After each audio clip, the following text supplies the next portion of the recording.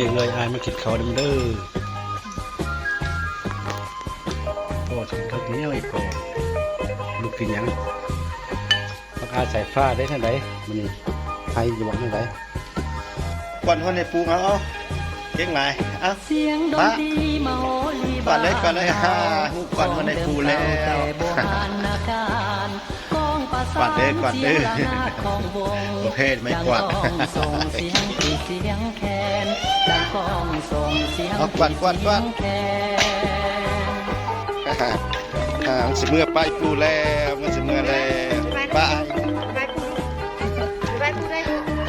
พูดเลยนะพ่อวันนี้เมื่อแล้วมันสิเมื่อแล้วบ้าน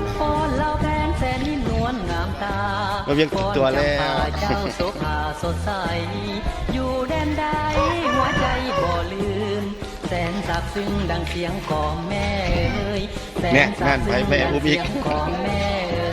ย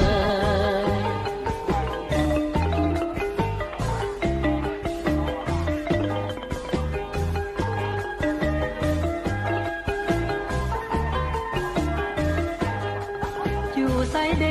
จะเหมือนบ้านเฮาอยู่บ้านเฮามีความมาใครสนุกหัวใจในหอยยิ้มไม่ตีเมตาลีน้องพี่ลาวเอ้ยเมตาลีน้องพี่ลาวเอ้ย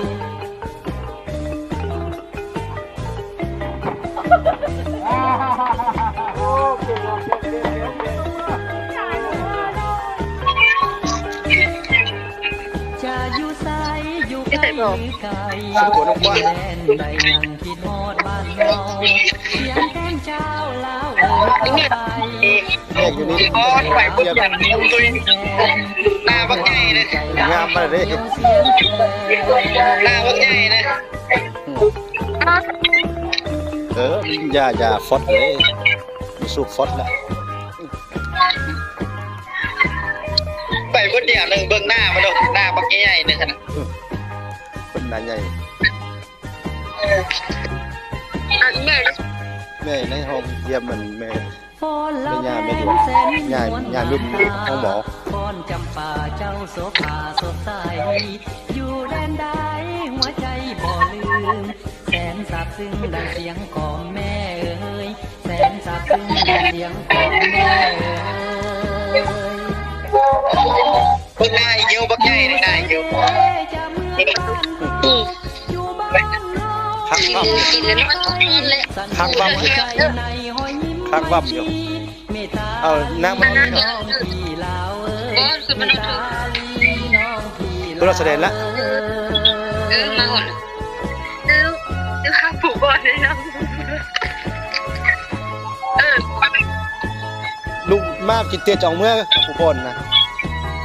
บอลหลายดูสิเลยหลายเนี่ยละสละหากไปเสียงแค่เจ้าเล่าเบียดศาสตร์ได้ห่วงใจลาวเข้าเหนียวเสียงแคนเอาห่วงใจลาวเข้าสักเพื่อจะแห้งครับผู้บอลนะเพื่อนสักเพื่อจะแห้ง2 ชั่วโมงแห้งมันสักผู้บอลแล้วก็เอาเลยชอบฟ้านี่ทับอกเสียครับผมมาจึงเอามาอยู่เฮือนอยู่บื้อผู้ใหญ่พระผู้บอลพระหุ่มนะพระหุ่มอยู่เฮือนตึกติ่งเมื่อขึ้นมาพระเจ้าพระหุ่มพระผู้บอลพระหุ่มไอ้นางนี่ซื้อไว้ก็คือหลายประเทศไปใช้เลยมากินเตี้ยจังเอาแล้วก็ยังได้มาอยู่ฟ้าซื้อตอนเรากินเตี้ยเขาก็ได้มาแล้วเดี๋ยวนึงหามีกี่เดือน11เลยสักคนแล้วเลยเดือน1ก็ได้มาแล้วเลิกเฮียนแล้วงี้ดูจะเลิกก็กินงับอยู่บัดนี้ขนมมันนะมันก็เปลืองเงินก็หน้าเลยมันคือตุยนึงน่ะถูกว่าแก้วมันกินแล้วถูกแค่ก่อนจึงนอนน่ะถูกแล้วเราต้องกินเนื้อ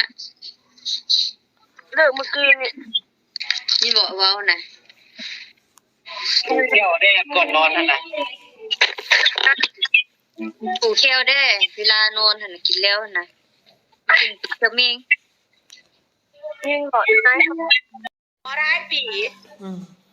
ก็เนาะตัวเอ้ยเนาะสิมาหรือบ่มา โอ้อันนางบ่คืออันนางบ่โทรหาเฮาจักบาท เวลาโทร โอ้อะป้านางน่ะบ่โทรหาเฮาจักบาทเลย ลงดีใจว่าสิมายินบอกลงดีใจว่าสิมาว้าวโทรบอกลูกเพ้อได้ว่าบอกเด้อว่า ลูกเพิ่นก็ยาลูกเพิ่นก็ยา มันบ่มีเบอร์ บ่รอป้ากับแม่เพิ่นก็ยา เขาคาเวียร์ย่าคาเวียร์ย่า ท้ายปีสิพยายาม บอกลูกไผบอกเด้ว่าสิมาบ่เห็นมาตัว ตัวดีที่ต้องหันดิเอาที่ก็ผ่านเอาที่ให้ปี รอคอยยันผิดหวัง ยาดีมากกิน ยันผิดหวังอีกบ่จักเลย ปักไข่ปลา อย่าดีอย่าง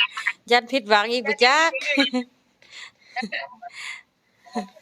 เอาน้ำยา มา ให้ปีแล้วเขาที่ไปหาแฉนลุงชายโทรหา ได้คะแนนเยอะผิดหวังอีกผิดหวังรอบ2บ่เอาแล้วได้ บอกแค่โทรหาลูกแม่จักบาทเลย เอาเบอร์ไซมาโทรก็มีแต่บอกลูกเพ้อบอกลูกชายว่าบอกให้แม่เด้อแล้วก็แล้วอินอะไรซะนะ หาเวลาไปหาว่าบางอ่ะก็ได้เรียกละบางอ่ะ เนาะ เอาตอนนั้นเป็นใส่จังกัน ตอนนั้นเราเป็นเรียกวันนี้เลี้ยงลูกให้เขาเอาลูกให้เขาจะได้ลูกเลยแต่เลี้ยงได้แต่ลูกเขาหลานตัวเองก็บ่มาหาไปโอ้มันนี่นะมันให้มาเป็ดเมื่อกี้นี่นะให้เสร็จแล้วได้ป่ะมันเห็นตู้กับตู้มันกอดกันวันนี้มันซักเลยมันหลงพ่อหลงแม่ส่วนสะอาดนั้นส่วนกันไป